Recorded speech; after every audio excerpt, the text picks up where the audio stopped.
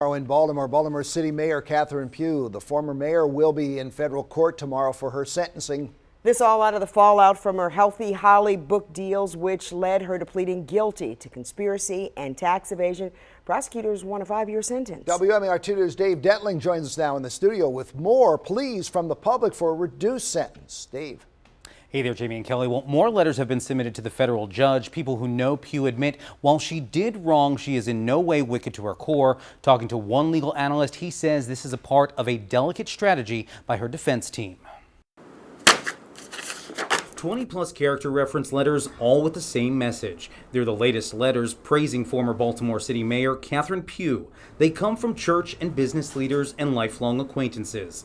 They're all addressed to Deborah Chasnow, the U.S. District Judge who will rule on Pugh's sentence tomorrow. She's a very smart judge. She's very well thought of.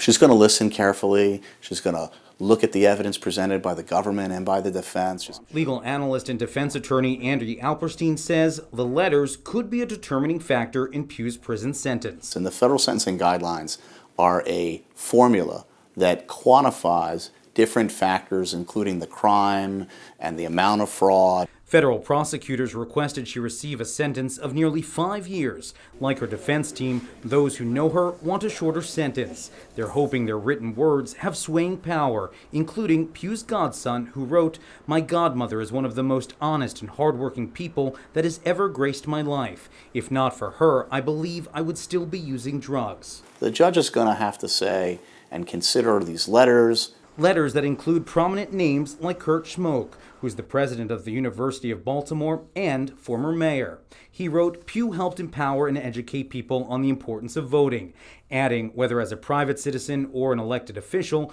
Pugh encouraged young and old to become involved in the political process.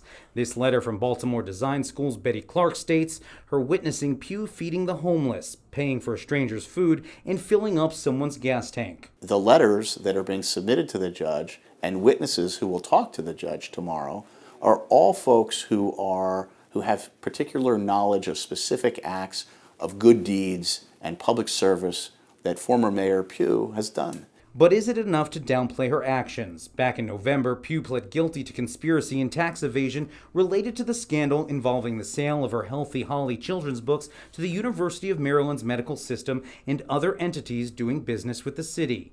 Even with the glowing references, Alperstein believes the judge will send a stern message with jail time. If I was a betting man, I would guess somewhere between 18 months and 3 years. And while there is that recommendation of a 5-year sentence, I'm told the judge can use her own discretion. We'll see how lenient she is tomorrow. All right.